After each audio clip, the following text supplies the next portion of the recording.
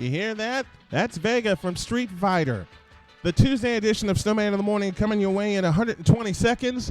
I'll have a 2019-2020 NBA preview. I'll preview Game 1 of the World Series. Sam Darnold, I feel for you. You're with the wrong franchise. Patriots beat the Jets again. And I'll explain why the Western Conference ain't as complicated as you think. Stand by. Snowman in the Morning in 120 seconds.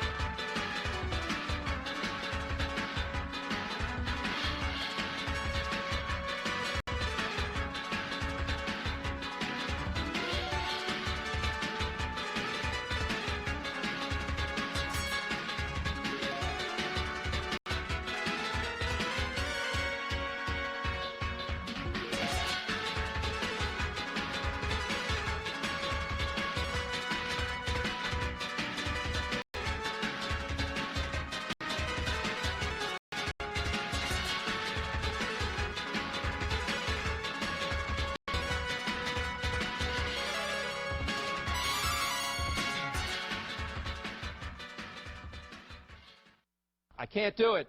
We'll do it live. Okay. Do it live! I'll write it and we'll do it live! Time to rise and grind. Are you kidding me? Holy un smoke! And let's get this banter going. It's bacon! This is Snowman in the Morning. Does anybody else feel like a fried egg? And it begins now. I want you to get up now. I want all of you to get up out of your chairs. I want you to get up right now and go to the window, open it, and stick your head out and yell. I think I just broke my chair. He did what? Has anybody ever told you you have a Serious impulse control problem! There is but one cause for me to follow. Almighty the bomb! Here we go. Oh, yeah! Kelly's one-strike pitch. Swinging a ball center field deep. Bellinger going back to the warning track, to the wall. It's a grand slam. Howie Kendrick has done it. They're going crazy in the Nationals dugout. Howie Kendrick with a grand slam here in the 10th inning of Game 5. The Nationals 7, the Dodgers 3. Do you believe it? There goes Altuve, first pitch, and Gurriel lines it down the left field line indeed, and that ball is gone. And Landry's Crawford boxes a 3-run home run for Yuli Gurriel, and the Astros jump out to a 3-0 lead. Here's the pitch, swing and a pop-up. Shallow right toward the line. Out goes Goldschmidt and Wong in the right fielder. Martinez coming in, and the ball drops. In from third is Soto to score. Everyone moves up one base. Robles on at first. Unbelievable. It's the Nationals 3 and the Cardinals nothing. Here's the 0-1. And that's hit pretty well and pretty deep to left. Gardner is going back, looking up. See you later! A 3-run home run for Carlos Correa. And the Astros go up 6-1. Here's the kick now. The pitch, fastball is hit in the air to left center field. Robles going for it. He's under it waiting. And he makes the catch! He makes the catch! Bang! Zoom down the fireworks! A National League Championship winning Curly W is in the box! And for the first time since 1933, we'll have a World Series in the nation's capital! The Nationals celebrate to the left of the mound. They come streaking out of the bullpen, and we'll say it now. Remember where you are, so you remember where you were at 8 minutes past 11 o'clock on October 15th, 2019, when you heard the Nationals have won the National League Championship, and they will play for the World Championship, the World Series to begin next Tuesday night in a place to be determined, Houston or New York. Unbelievable! Here's a 2-1. And that's driven deep to left center field. Gardner is going back. Looking out. See you later. See you later. Astros headed back to the World Series. Jose Altuve, a walk-off two-run homer. And the Astros beat the Yankees 6-4. Win the ALCS 4-2. Yeah, baby. Let's go. Good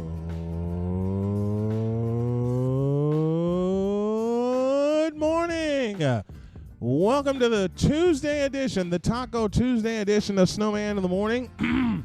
Lots to get into on this jam-packed edition, and I want to thank y'all for joining me, not just via audio, but also with video, as we come to you live on Facebook and Twitch, and also on YouTube. Thank you very much for joining us. Lots to get into this morning. If you want to advertise with us, you can do so by dropping an email to snowmaninthemorning@gmail.com. That is snowmaninthemorning@gmail.com. Again, thank you all for joining us. Want to have some fun? Want to call? Doggone it, my screen messed up. I'm sorry. I'm trying to follow along here, and of course, my beautiful Dr. K is laughing at me. Seeing she's going, see, you should have finished what you had to do last night. There, got everything back. You want to call the show and talk some sports with us? There's your number across your screen. For those of you listening, 773-672-3208. That's 773-672-3208. Lots to get into. The Patriots beat the Jets in a snooze fest, which we all kind of knew what was going to happen. Game 1 of the 2019 World Series begins tonight. It's Max Scherzer against Garrett Cole. And if you don't like pitching, you don't like baseball. We'll get into all of that as well. And plus, during hour 2, I'll have my 2019-2020 NBA preview. And I'm going to tell you why the Clippers ain't going to win the Western Conference Championship. There is one piece that they have missing, and they've yet to address it. And I'll also tell you why the Lakers won't win 40 games this year. There's one piece they have missing, and they've yet to address it. We'll get into all of that. But we start in New Jersey as the New England Patriots took care of the New York Jets. That final was 33-0. Did you really think the Jets were gonna put up a fight?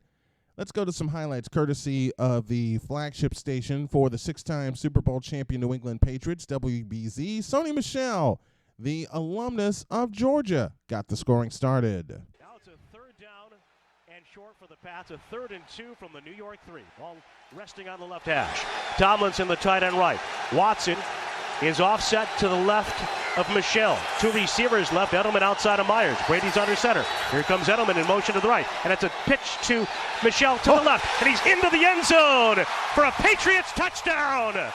Sexy backdoor little flip to Sony Michel. Well, that made it 7-0. A field goal made it 10-0. And then Dorsett did this. Takes the snap.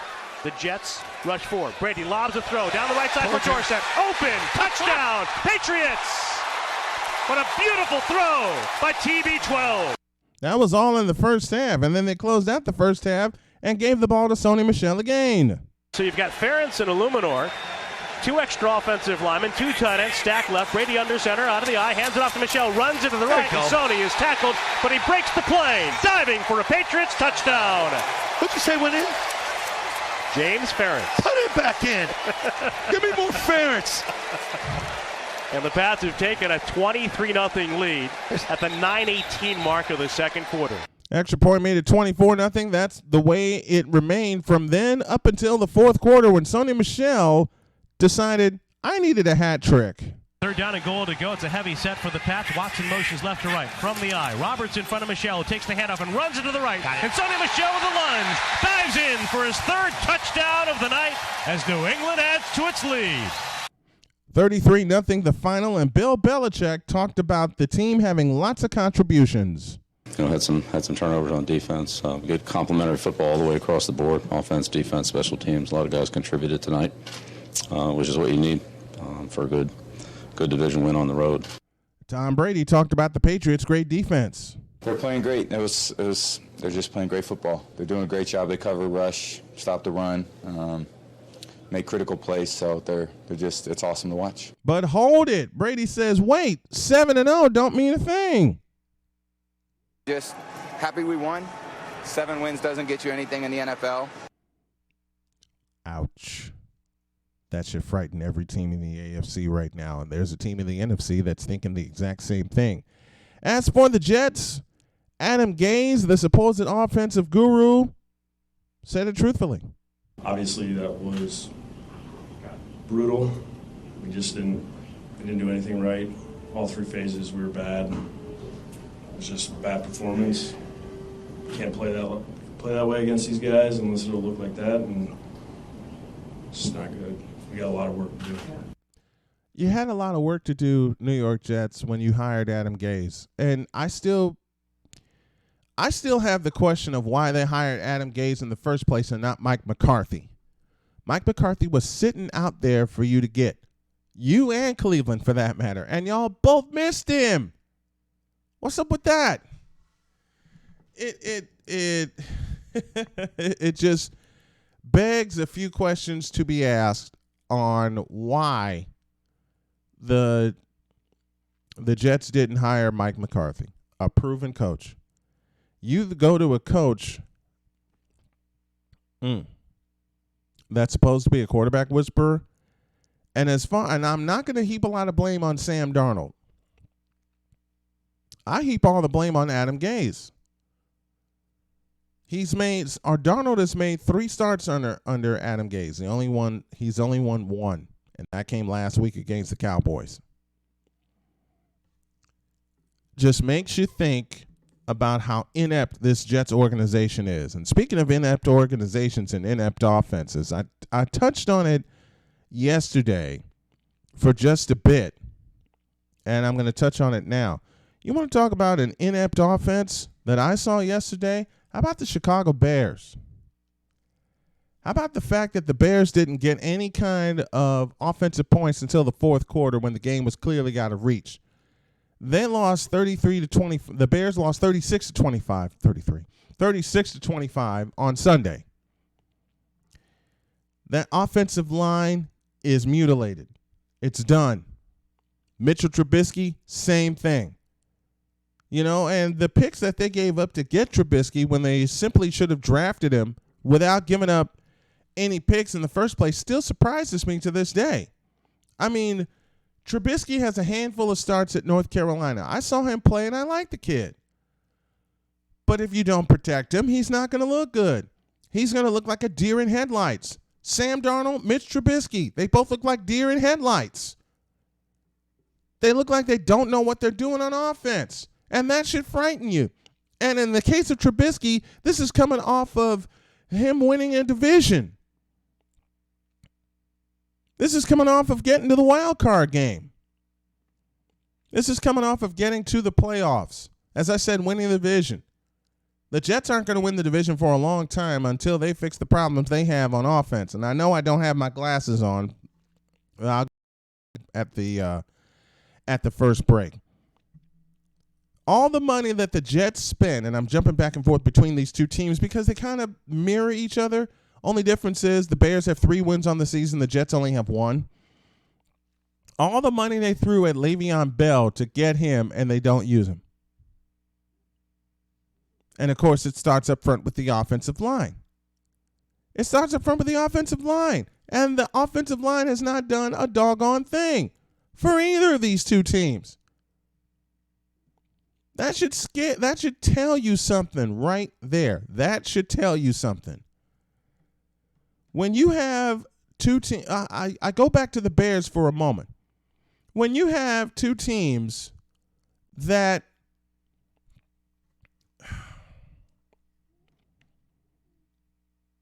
show their ineptitude, I'm trying to find the words and I can't find any.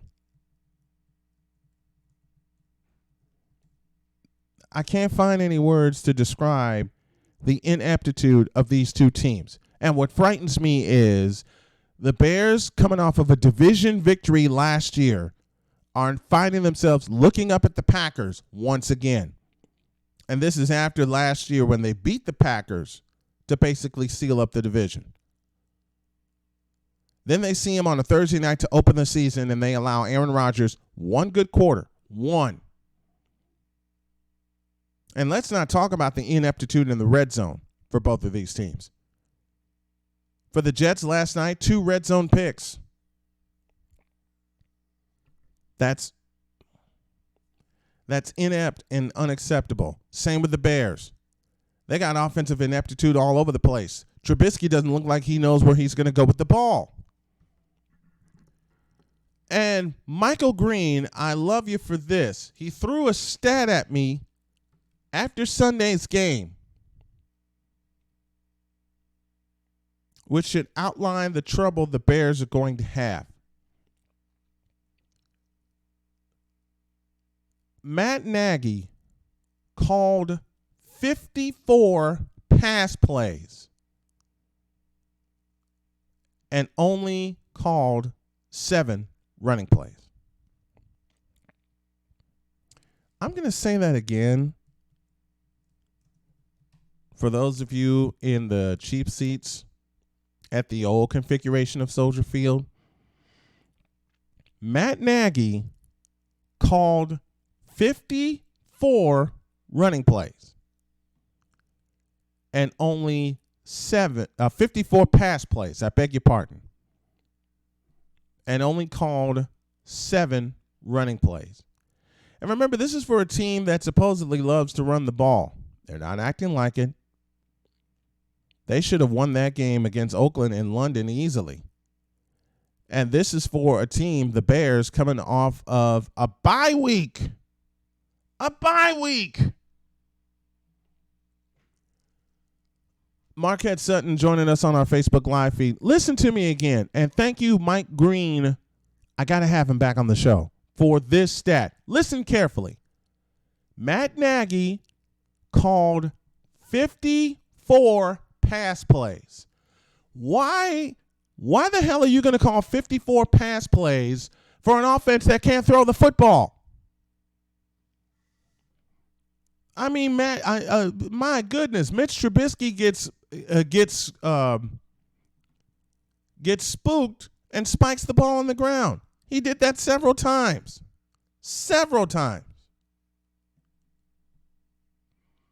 He did that several times. And I understand. I totally understand that he's coming off of a shoulder injury. I wish no injury on any player. None. But I got a question for the Bears. Don't you think you should have waited a couple more weeks to bring him back?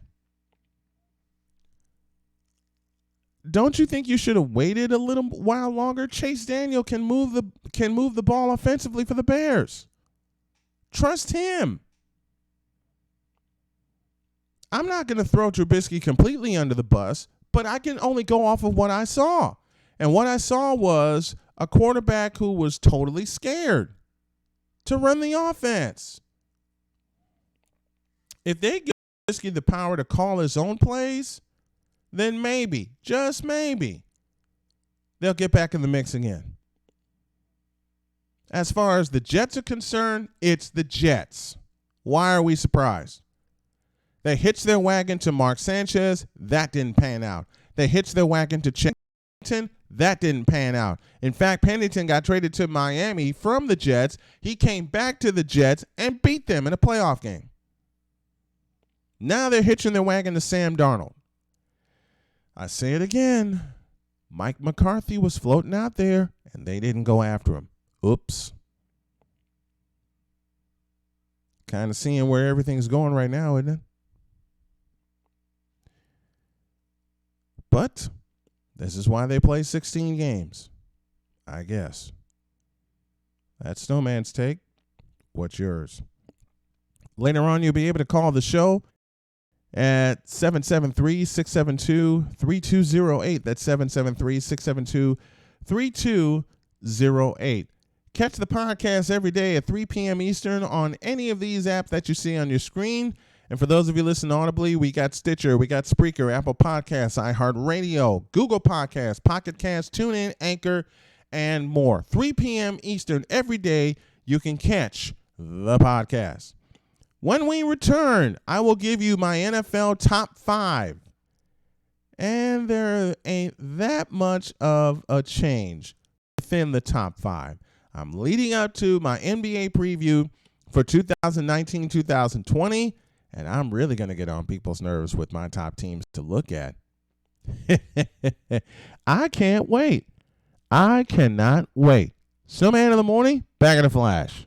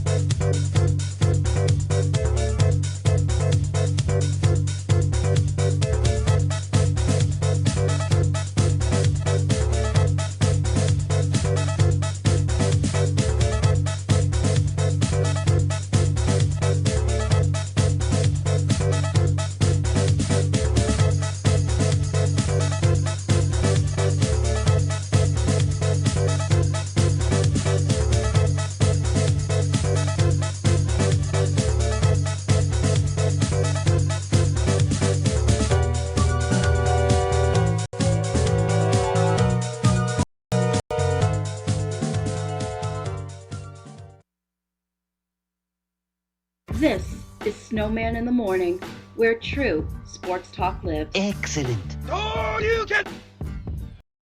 Podcast every day at 3 p.m. Eastern on your favorite app, whether it's Spreaker, Stitcher, Google Podcasts, Apple Podcasts, iHeartRadio, TuneIn, and others, including Anchor. 3 p.m. every day, you can catch the podcast. And for my beautiful Dr. K, radio! Piddle, piddle, fun, fun. I'll get there eventually. Da-da-da. I'm sorry.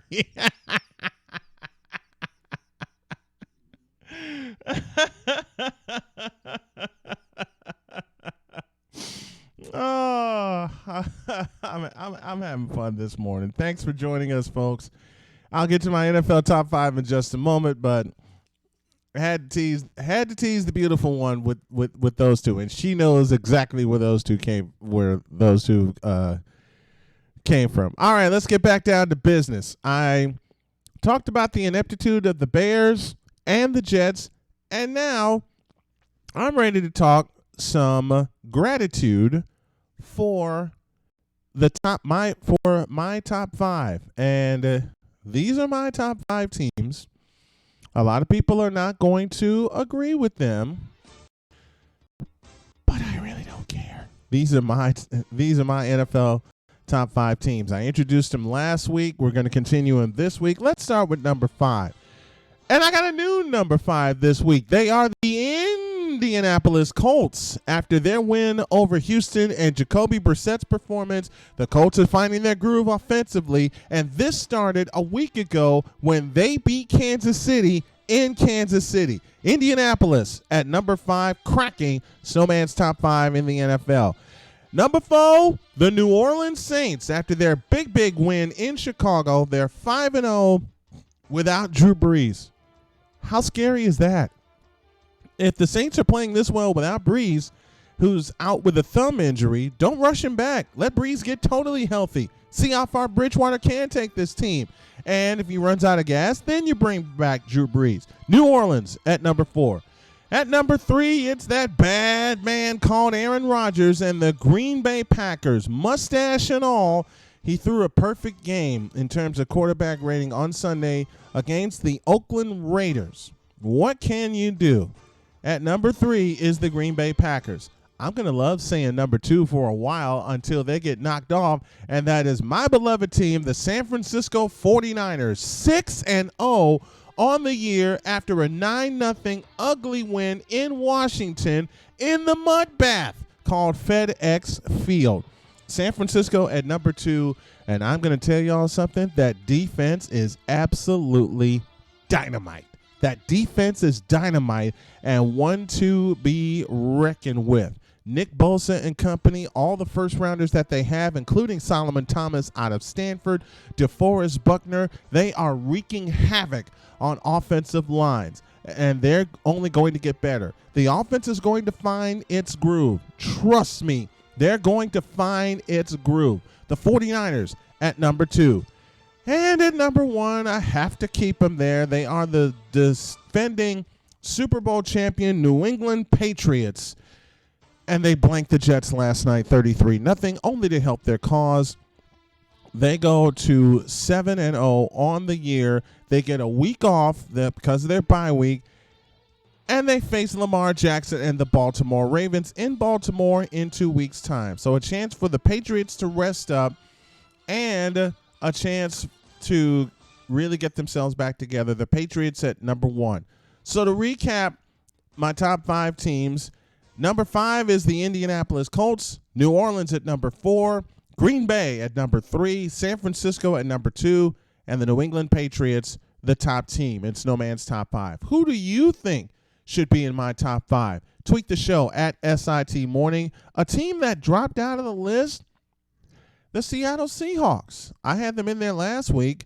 I had to drop them out this week because they lost to Lamar Jackson and the Baltimore Ravens. Student beat T, and they did it on the road. That's a couple of reasons why I took them out of the top. I took the Seahawks out of the top 5. Who do you think should be in the top 5? Tweet the show at SIT Morning. Got a couple 49er fans on the Facebook feed. Let me spend some time with the 49ers. In fact, there's a couple teams I'll touch on this segment. I will start with the Indianapolis Colts. I know I said the 49ers, but I will start with the Indianapolis Colts. And I'm doing this selfishly because I love the way that they're playing right now. Mike Debate and I had a talk about Andrew Luck being the reason the Colts will get back to the playoffs this year. And then Andrew Luck retired for very good reasons. Y'all have to realize the body is not conditioned to play 16 weeks worth of football. Okay? And the litany of injuries that Andrew Luck suffered he said, you know what? I'm choosing my family first. And the Colts did the right thing and the honorable thing, and they paid him. They paid him everything that he was owed. And I love that. Then came the questions about Jacoby Brissett. Will he be able to run this offense and keep them relevant? Well, he's done more than keep them relevant. He's guided them to first place in the AFC South. And I said last week that particular game may decide the division. And I really think that Sunday's game between Houston and Indianapolis decided the division, and the Colts took care of business. Brissett is running the daylights out of this offense, 324 passing yards. He threw 4 touchdowns. I know they got to see Houston again. They also have to see Jacksonville, and they have to see Tennessee. But they've already beaten Tennessee. And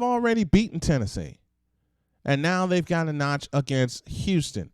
If they beat Houston and Tennessee again, the division is theirs. One of my good friends said that's because they have an easy schedule. No, the Niners don't have an easy schedule. Y'all do in Seattle, and you didn't take care of Baltimore. More on that in a second. Don't sleep on the Indianapolis Colts. My friend Mike and I had a talk, and I'll have Mike Debate on tomorrow to break down the weekend that was in the NFL. I sent him a text and said that the Indianapolis Colts are in good hands and they will still win the division. I believe that. I believe they will win the division this year with Jacoby Brissett, a healthy Jacoby Brissett. And you got to remember, Brissett is now leading a team that ain't led by Tom Brady. It's a chance for him to really shine, and he's done that. And then some. Colts are 4-2 on the year. They drop Houston to 4-3, and I think they're going to walk away with that division. I don't care what people say about Jacksonville or Tennessee. I think the Colts just took the division with the win Sunday. And don't sleep on their running game with Marlon Mack either. He's working his way back from an injury. So is T.Y. Hilton. When that offensive line is dynamite, led by Quentin Nelson. That offensive line is a monster. And for everyone in that division, including the Texans that are going to sleep on the Colts, that's a mistake. That is a huge mistake. And the perfect person to lead them in Frank Reich, who was a backup quarterback himself, first at Maryland, then with the Buffalo Bills, who backed up the legendary Jim Kelly. 1-5 down to the playoffs. Now they have Jacoby Brissett, a more mobile quarterback. They have Marlon Mack, who's healthy, T.Y. Hilton, who's healthy, working their way back from injuries. They get Quentin Nelson back on the line from an injury as well. Man, this Colts team is dynamite, and they're also dangerous. Don't sleep on the Colts, or sleep on them if you dare. Sleep on them if you dare. They just may be making a trip to New England in January, and I'm putting that out there.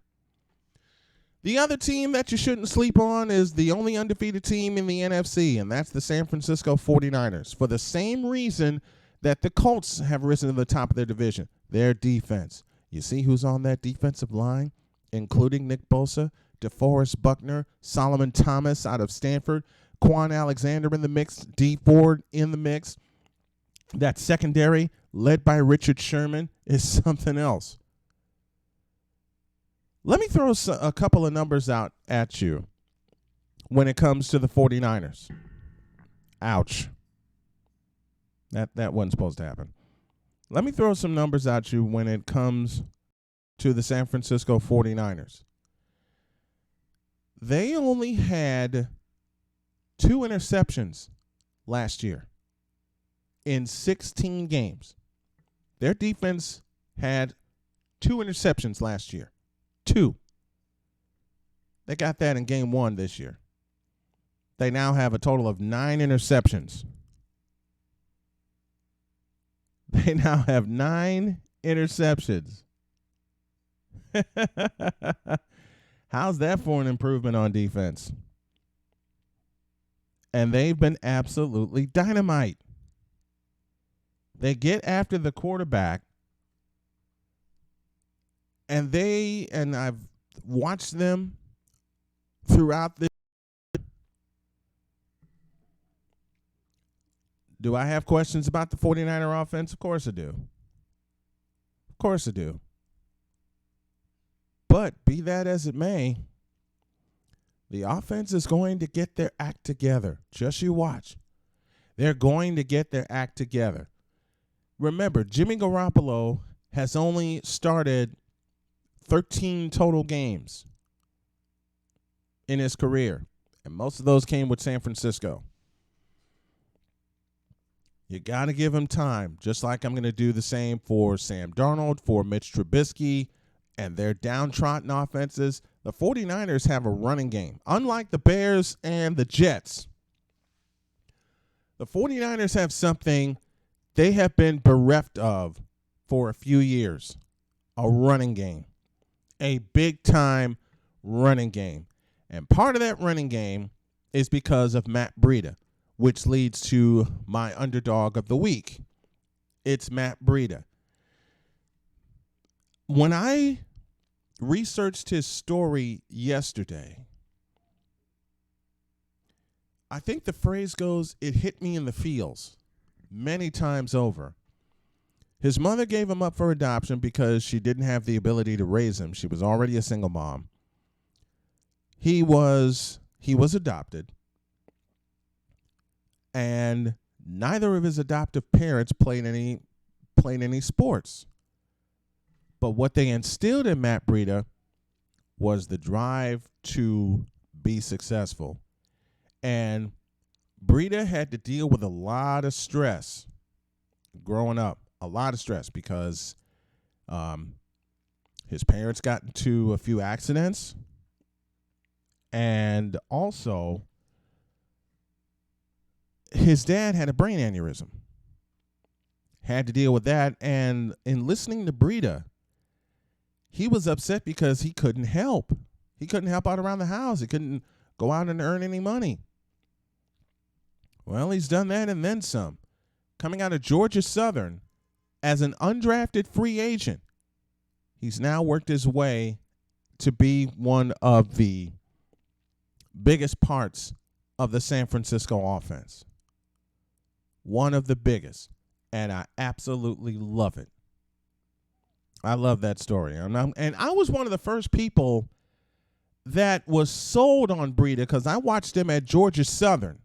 I think the game where I watched him when they played at Idaho, and he ran for, I want to say 183 yards. I'll have to look up that. I'll have to look up those numbers. But when you talk about an underdog, you got the Jose Altuves, the Stephen Currys. You can include Matt Breida in that also. You can include Matt Breida in the underdogs. And I'm going to do a better job of fashioning this segment. But Matt Breida is my underdog of the week. He just happens to play for my favorite team in the San Francisco 49ers. Want to advertise with us? You can do so by dropping an email to snowmaninthemorning@gmail.com. That's snowmaninthemorning@gmail.com. A pause for a break, and when we come back, I think I'm going to have a big dog on the show to talk about, yes, it's going to happen this week, the World Series. Don't blink. You may miss it. Man, I hear you. Actually, I don't. I'm just having fun with it.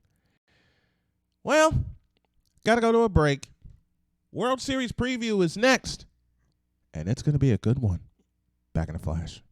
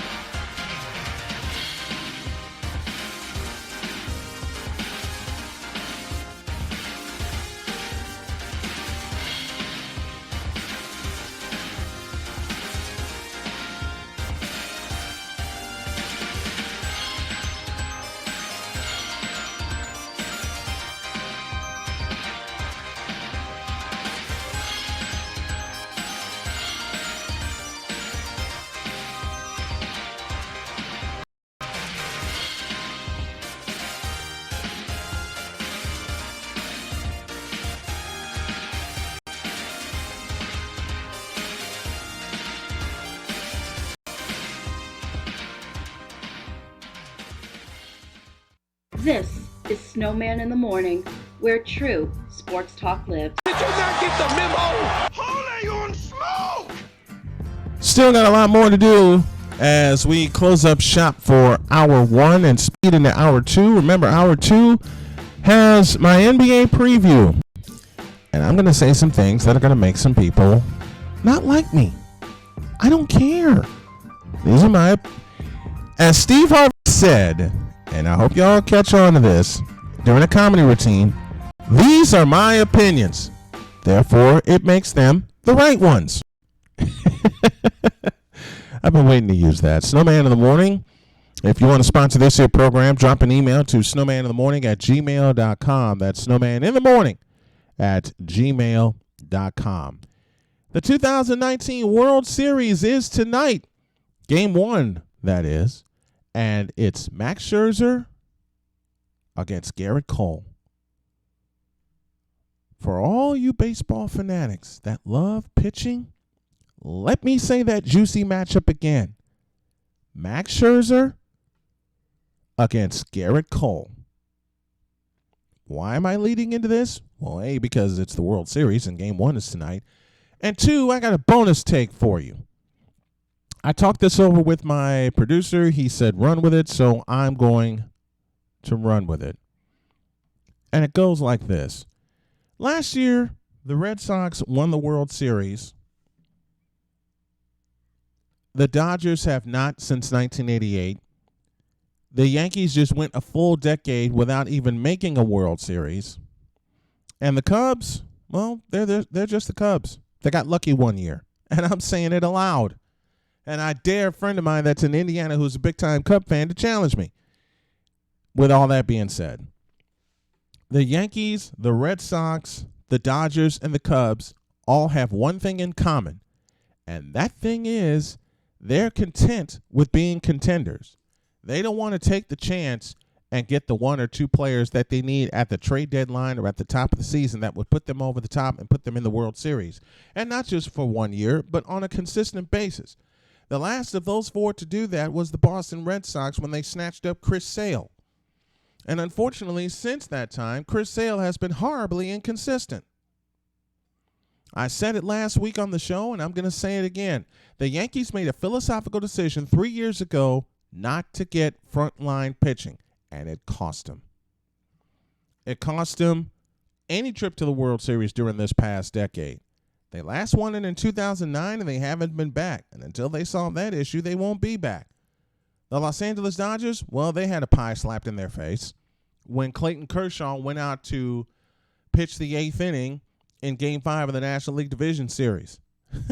Anthony Rendon and Juan Soto said, oh, yeah, take this. Back-to-back home runs on back-to-back pitches, which propelled the Nationals to a 3-3 tie. And I love playing this next clip.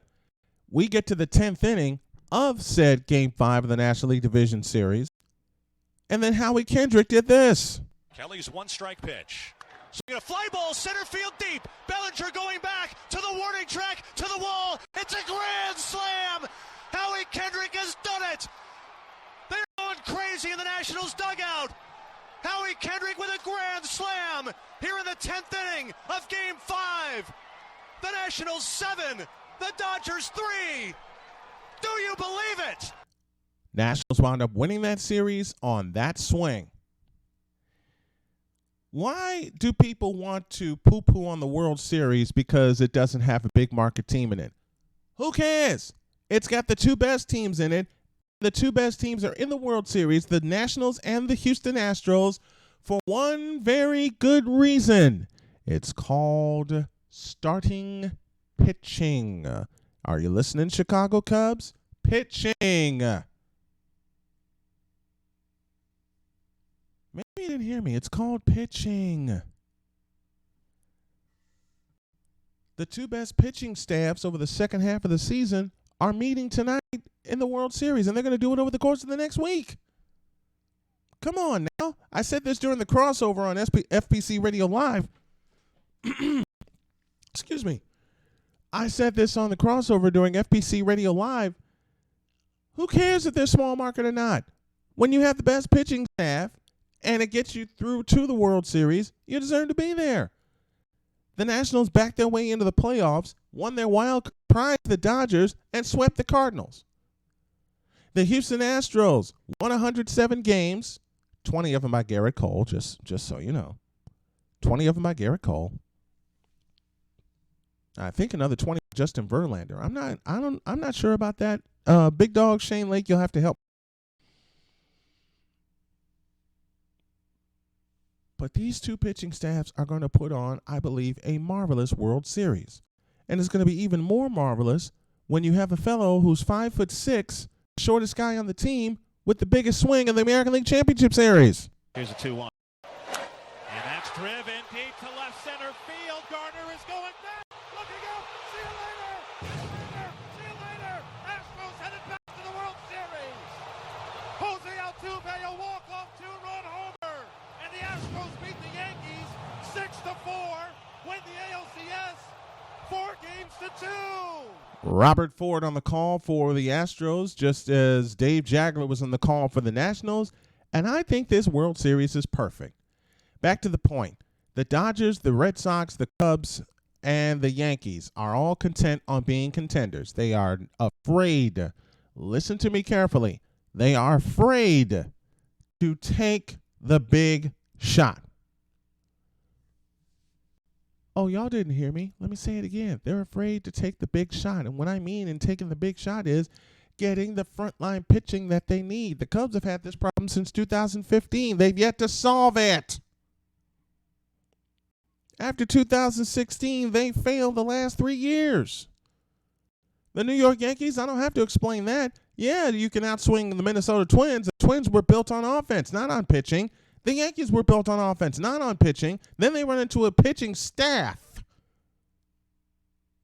And they lost in 6 games. No World Series for you. The Boston Red Sox, their most consistent pitcher is a fellow who needs to be in the bullpen.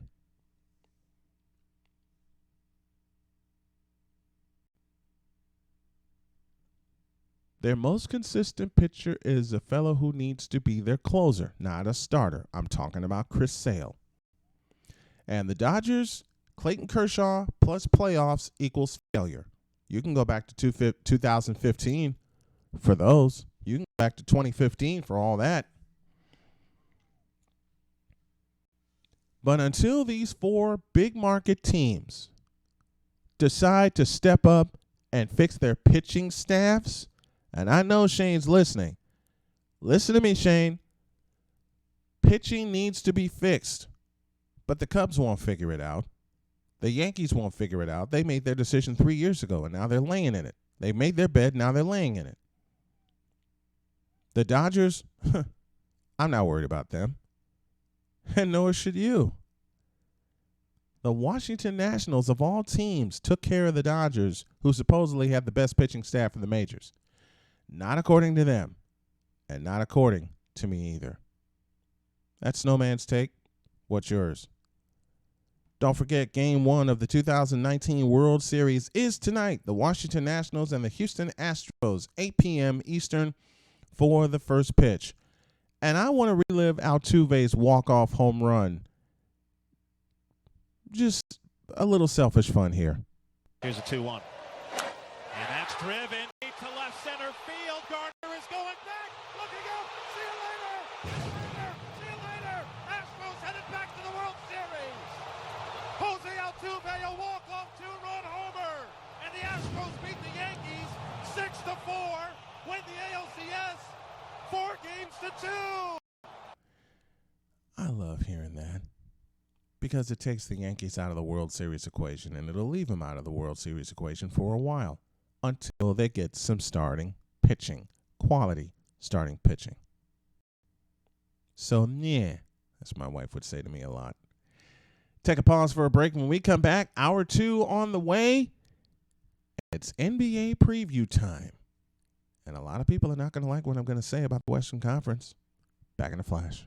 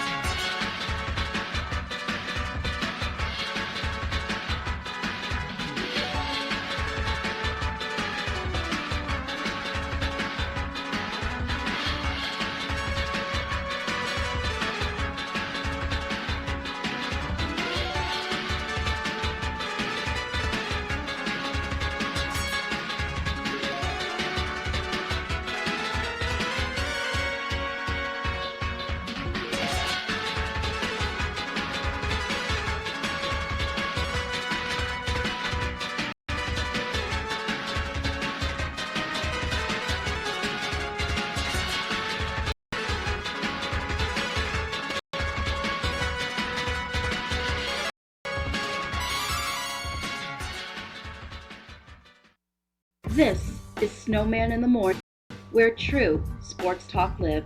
Excellent. Oh, you can. Here we go. Hour 2 of Snowman in the Morning. Thank you all for joining us. I can't get this doggone volume right. There it is. All right. Ready to go back to work? Yes, I'm ready. Let's go back to work. It's about that time for my NBA preview, and I'm going to break this up into 2 parts. I'm going to the Western Conference today and probably bring a guest on for the remainder of the show, and then I'll look at the Eastern Conference tomorrow. Let's start in the West, shall we? Everybody is talking about the Los Angeles Clippers because they signed Kawhi Leonard, they signed Paul George, and I will agree. Major upgrades for the Clippers. Major. They still have one problem. They don't have a point guard to run that offense. And on top of that, my question is, who's going to see the ball more? Kawhi Leonard or Paul George? You got to wonder, is Paul George content on being with the Clippers? Is Paul George content on being a number 2? All those and more will be answered throughout the course of the season. And right now, I say no to both. But until they get a point guard, they still have problems. The Portland Trail Blazers will be a team to watch in the West. They went head-to-head with the Golden State Warriors. They got swept by the Warriors, but they still have basically their same team, and they are going to be dynamite. C.J. McCollum and Damian Lillard, one of the best backcourts in the NBA right now, let alone the West Conference. They're going to be a force to watch. The Denver Nuggets get Nikola Jokic back. And a side note for the Portland Trail Blazers, they get Yusuf Nurkic back, their big man, who was missing against Denver. Speaking of Denver, the Denver Nuggets, Gary Harris and company, Nikola Jokic. Robert Cobb gave me a preview about the Denver Nuggets. I'm going to bring him on the show to do it again. They were the number 2 seed last year. They lost to Portland in 7 games, but took a major step. And you can't leave this team out. You can't leave out the San Antonio Spurs. Greg Popovich is still coaching. He's still going to have a great offense. I get a chance to see them in person in March when they roll through my area. But as long as DeMar DeRozan, LaMarcus Aldridge, and Greg Popovich get on the same page, they're still going to be fun to watch. I don't care what anybody says. They're going to be fun to watch. A team that could be on the rise and surprise and get in the playoffs, yes, I'm talking about the Sacramento Kings. They have a lot of pieces to put together, a lot, and I admit that. I admit the daylight side of that. But at the same time, they came within 3 games of the playoffs. They lost most of their roster either to free agency or to injury. Kevin Durant went to Brooklyn. He's out for the year. But I still say they're the best team in the Western Conference. They're the team to beat. They are the team that until you beat them 4 times in a Western Conference playoff series, I'll add this caveat, which could happen. The Western Conference is dynamite. It's loaded. Until you beat them in a Western Conference playoff series, though, it's still all about the Golden State Warriors. It's still all about bowing down to the Bay. And what do you think will happen when Klay Thompson does get back from his injury? They didn't want to be completely empty after losing Kevin Durant to his decision to go to the Brooklyn Nets. Why he did that, I don't know. We'll touch on that later. Right now, I want to welcome a young man who I've had on the show several times, and I love having him on the show. His name is Cole Johnson, the man in charge of Cole Sports, and he's on the phone right now. Whoop, he was on the phone right now. I lost him. Doggone it. Well, maybe I'll get him on the show. Maybe I won't. CJ, you there? Yes, sir. I'm right here. Oh, there you are. How you doing today? Good. Good. How about you? I'm doing great. I'm doing great. Bit of a cloudy day, but doing great otherwise. Good to have you on the program. Now that I've revealed who my top teams are in the Western Conference, one of the teams that people at the top of the conference, I feel they shouldn't, and I think you know who they are. Mm-hmm. Why are they doing this? I have said this to you recently on this program. Yes, you have. We have a desirous need to have a team that is clad in purple and gold. Since they look like the royal majestic type of colors, we thirst, we pray for, we hope, we sincerely have this unction for this team to ascend top of the NBA throne, and we want them to rule in the National Basketball Association palace. We just want to happen because we have the king on the team along with it. So we want to see the Los Angeles Lakers do their darndest and their best, and it makes me absolutely sick.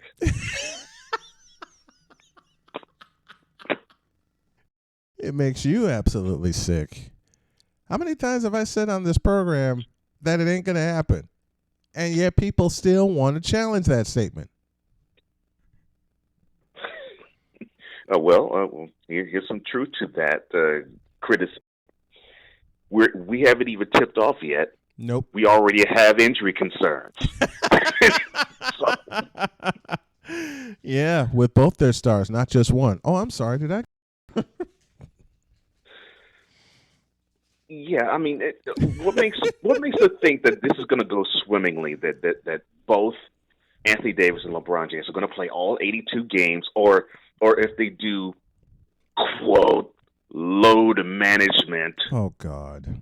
Close quote, and only play maybe 70, maybe 65 to 70 games, that is going to go swimmingly well, that they're going to win 65 or 70 games, and they're just going to run roughshod all over the NBA. I don't see it.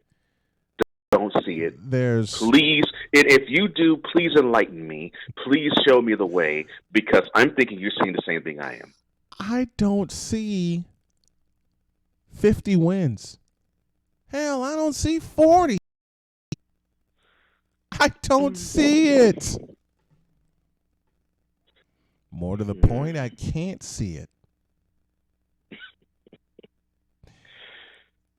It makes you absolutely sick. Holy cow! This. I mean, because look at the teams that people that and I will start with the media on this. Because it trickles down. It trickles down to NBA fans. Yeah, it does. But look at all the teams that people are just broad brushing and just brushing aside. Mm-hmm. I mean, you have the Nuggets, to me, who are the star team. Yep. That is an up and coming team that really you have to look out for. Yes. You have the Trailblazers, who people are sleeping wholeheartedly over, and this was the team that went to the conference finals. I mean, they're catching major Z's on the Portland Trailblazers, and they're catching major Z's. Trailblazers, the Denver Nuggets. You can't count San Antonio out. And I was getting to that. You don't hear any press coverage over San Antonio at all, for the exception of DeJounte Murray locking down James Harden on a possession. But in terms of contendership for the Western Conference, no, the Spurs ain't even on the radar. They're on my radar. I'm not stupid. Listen, you and I are not stupid. They're on our radar, big time. Yeah, there's three teams right there. Then you have the Mavericks, who are improving. Yes. Then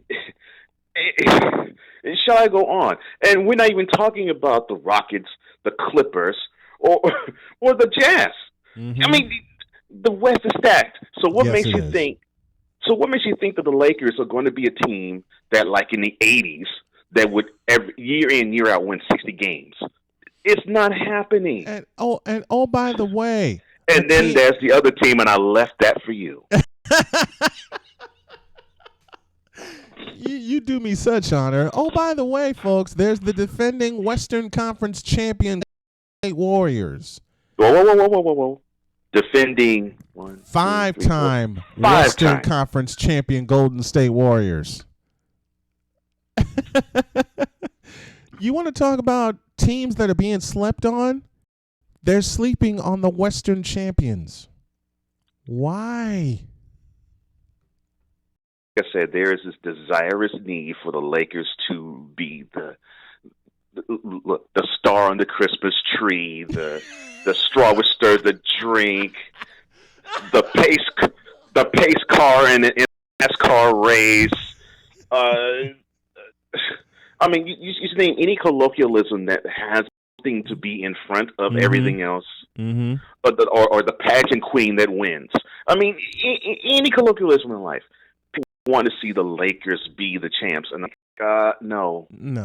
And they hunger for it because, well, we love LeBron and we want to see him succeed, and we definitely want to see him succeed in the purple and gold so much.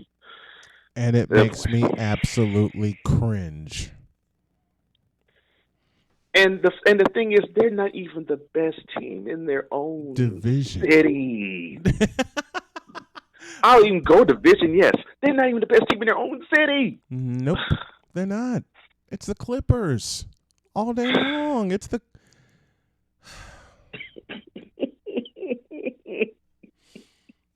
folks. Look at all the teams we just mentioned that people just broad brush, push aside, and ignore in lieu of having the Lakers be the ascending team in the West. Yeah, and one of those personalities. Smith, I think you know who I'm talking about. Yeah. I get his commentary, but this fool has picked the Lakers, dare I say it, to win it all. Oh, whoa. On top of it, the MVP for 2020, LeBron James. He also picked that. No, he didn't. Yes, he did. No. Yeah. Stephen A. Smith. Now, I will say this. I love the brother a lot. Yes. I love that he's Absolutely. ascended to how he's gotten, and he's done it through hard work and determination, and he deserves where he's gotten. Yes, he has. Ain't throwing shade at all in that direction. However, the dude's opinions are skewered because he has a bias. He wants any LA team really. He wants any LA team to be successful because he wants to cover them and travel to LA. Not necessarily because the teams are good. Which is where he is this week. Exactly. At this very moment, that's exactly where he is. He's in Los Angeles because Lakers and oh my gosh, I love his heart. Don't get me wrong. Rising from Winston-Salem State to where he is right now, I absolutely adore that story. And you and I are writing the next pieces of our own stories in that direction. I'm totally throwing it out there. But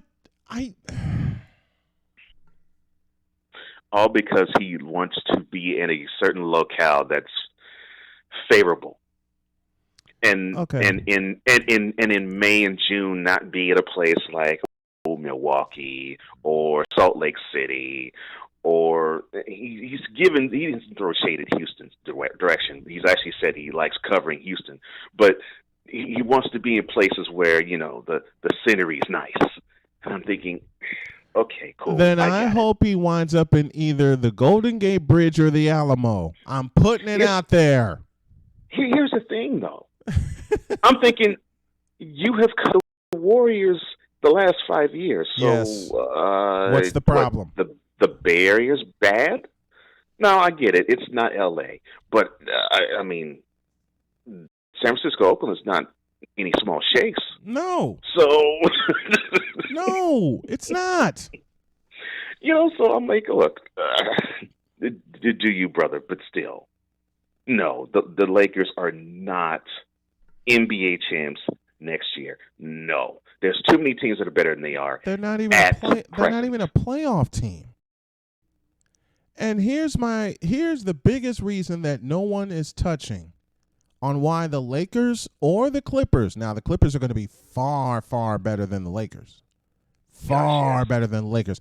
I wouldn't be surprised if the Clippers garnered the number 1 seed in the Western Conference. They're that good. Either. They're I definitely wouldn't that either. good. But the Lakers, that is my number 1 seed. But the Lakers and the Clippers share a problem. In 3 words, no point guard. Yeah. Well, yeah. And the hesitation for me is not the Lakers. It's more the Clippers. Mm-hmm. I mean, and the reason why I say that is, Patrick Beverley, he doesn't really score all that much. His specialty, of course, is locking down defending point and defending opposing point guards. Mm-hmm. So I get that. So in crunch time, Kawhi probably is going to handle the ball for the most part. Yes. And of course, for the Lakers, we know who's going to handle the ball because heck, make him the point guard of the team anyway. So, get ready, Mr. Snow. We're going to hear a lot of LeBron, and it's already happened. LeBron James actually can be Magic Johnson. I mean the numbers are reversed. I mean, Magic wore 32, LeBron's wearing 23. Oh my! But Magic Johnson was a pure point guard. Magic Johnson played the position at 6'9". Magic Johnson ran the offense at 6'9". And yeah, I should throw this one in there too. Magic Johnson actually, dare I say it, made his teammates better. He had a desire to make his teammates better.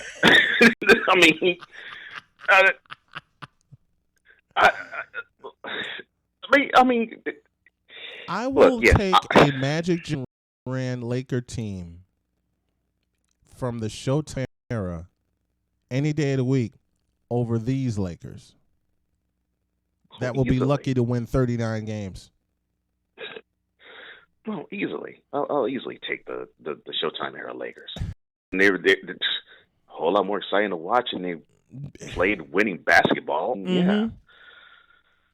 Look, but yes, you're gonna be hearing these inane comparisons, and he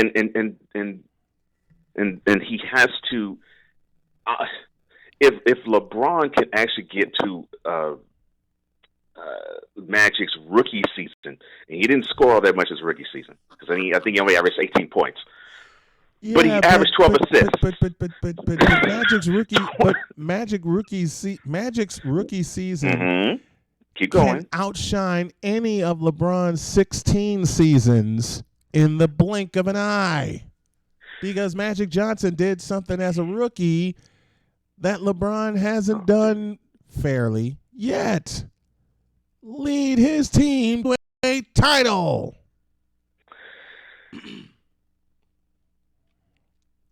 And by the way, Magic played center in Game 6 of the 1980 World Championship Series, folks, in Philadelphia. Yes, he did. Yes. And throughout the series, he played all 5 positions. Listen, Magic did a better job playing all 5 positions in 1980 than LeBron has done in 16 years. You want to say LeBron guards 1 through 5? I beg to differ. You want someone who actually did guard 1 through 5 or play 1 through 5? Irvin Magic Johnson. There's your case. Well, he's definitely playing the 5. He barely wants to play the 4. So, I mean... barely being the operative word. Right. I mean, Magic, his rookie season, 12 assists. I think he got 8 boards. Mm-hmm. LeBron, he struggles to get 8. Struggles to get 8 boards. Oh, and by the way, let's go back to May 23rd, 1980. That fateful night, Friday night in the Spectrum in Philadelphia. Mm-hmm. And yes, I'm going completely old school, and I know you'll love it. 42 points, 15 rebounds, 7 assists. You know who put up those? Magic Johnson. Magic Johnson. You know who he faced off against? Julius Erving. Julius Erving. It was, still, to this day, one of the greatest performances in NBA history. Yes. Any game, any level, I don't care. Any era. And what did Magic say to his coach? Never fear, Magic's here. Kareem was at home with an injury. He couldn't make the trip. No, he couldn't make it to Philly. Couldn't make it. Captain Skyhook couldn't make the trip. Magic did, and ran roughshod over Philadelphia. And volunteered to be the center in that game. I'm like, wow. Jim Jones was going, man, get out of here. Magic looked at him and said, I'm taking the center.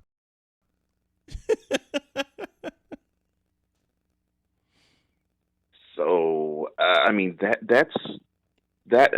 that right there is the ghost that LeBron has to chase being on the Lakers. He has to, and that's his rookie season. We're not even talking about the P seasons that he had later in the decade. His rookie season. Yep. His rookie, 12 assists, 8 boards. 12 assists, 8 boards, 18 points. Game conquest of the Philadelphia 76ers. You win Game 6 on the road in Philadelphia. Not playing your normal position. Not playing your normal. In fact, I think he played 3 positions that night. He did. 3 positions that night. Okay, can I go there? I'm going to go there. Afraid to drive the ball to the basket. Not afraid of a little contact. Not afraid of making free throws. Are you saying that LeBron has a problem with all 3 of those areas? I've been saying that for 16 years. You're darn tootin' I'm saying all of that. And see, it's almost forcing those like us when people toot LeBron's horn, and we're going to be hearing it ad nauseum later on tonight. Oh, God. When I'm going to be asleep, okay? Well, I am too. I'm going to be. I don't want to watch this. I don't want to the charts. You know this. I already know. All you have to do is say LeBron James sucks, and there you go. I mean, yeah, I know. As long as you and I have been friends, how many times have I posted something to that sentence on my timeline, and the hatred that I got back from saying that, even when I couple it with the fact that LeBron James, dare I say it, is a 74% free throw shooter. They are up in arms about a fact. And that's on a good year. I mean, they're up in arms about a fact? How about this? Even in his Miami years, LeBron's never shot at least 80% from the free throw line. Ever. Yeah. Michael Jordan, who they love to compare LeBron to, was a career 85% free throw shooter. 83 on a bad year. Yeah, bad year, 83. 1992. And what happened? They won the darn thing. Yep.